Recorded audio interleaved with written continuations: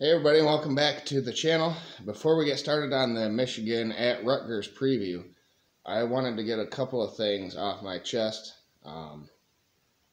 First, the assault in the tunnel. Everyone has seen it by now. I wanted to wait until we saw further consequences and actions before I talked about it. It was an assault. It was brutal.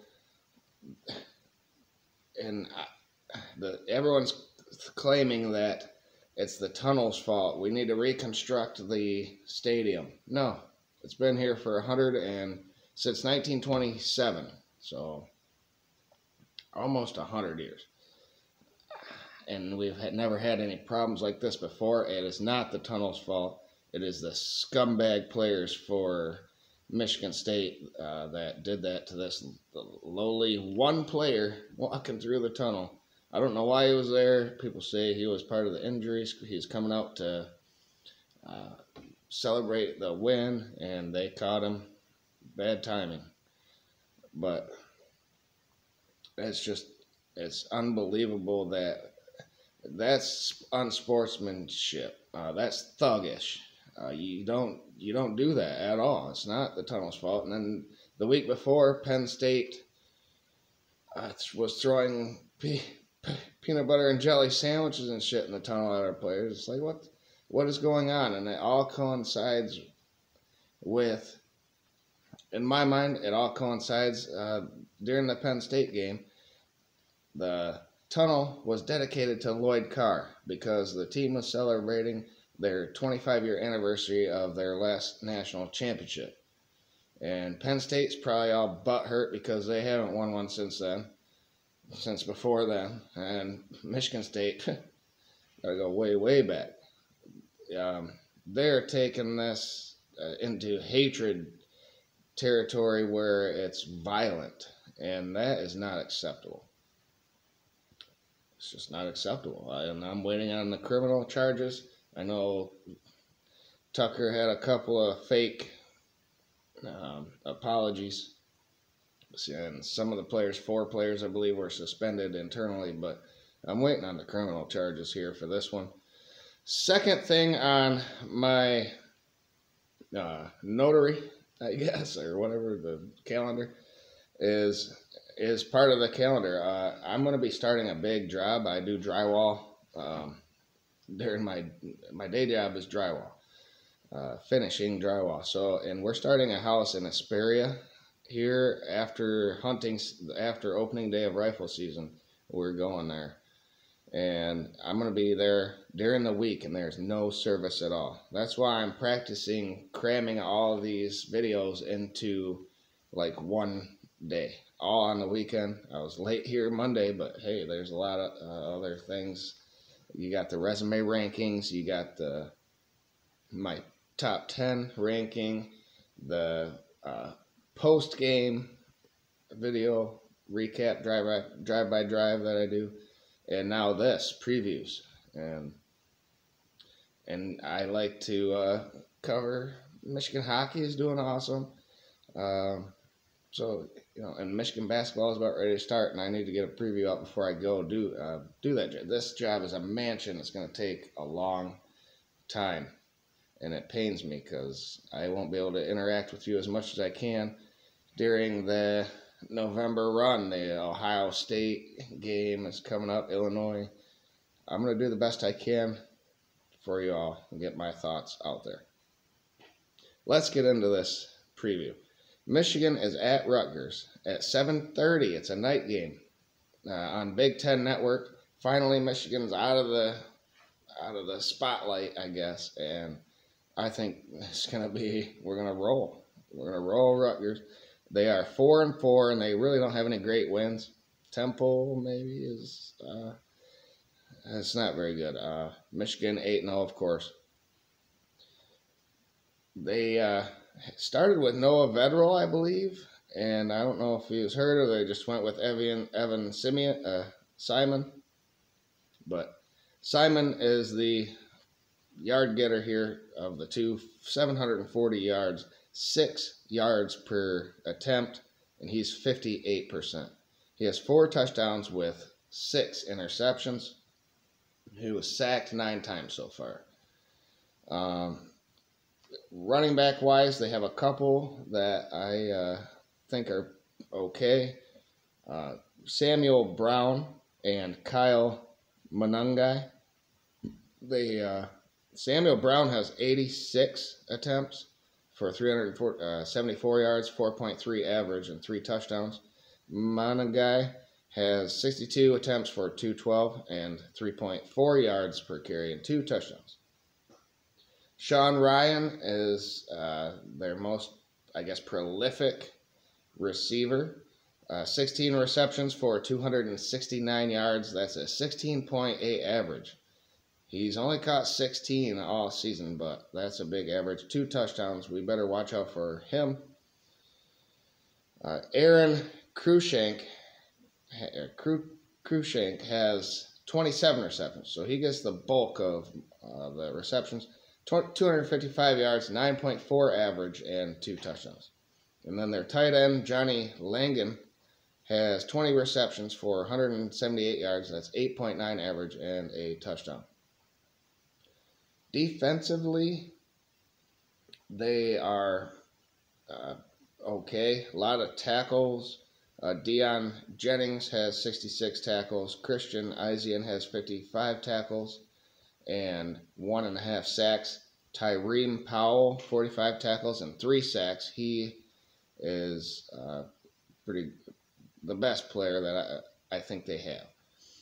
Avery Young, 41 tackles, and Wesley Bailey has 3.5 sacks. He leads them in sacks. Christian Baswell, the 3 DBs here, 3 interceptions. Rob Longerbeam, 2 interceptions, and Max Melton, 2 interceptions. So we'll have to watch out for those players. Michigan, on the other hand, has J.J. McCarthy, who has 1,464 yards, 8.7 average attempt, and 75%. He has 10 touchdowns and 2 interceptions and has only been sacked 5 times. Corum has 179 attempts so far for 178 yards and 6 yards per carry, 14 touchdowns. Edwards missed a few games, but 53 carries behind Corum, and 349 yards, 6.6 average, and 4 touchdowns. Receiving wise, Michigan has Ronnie Bell, 39 for 482. That's 12.4 average per catch, 1 touchdown. Roman Wilson comes in at 17 for 250. He's our long ball guy. 14.7 yards per catch and 3 touchdowns.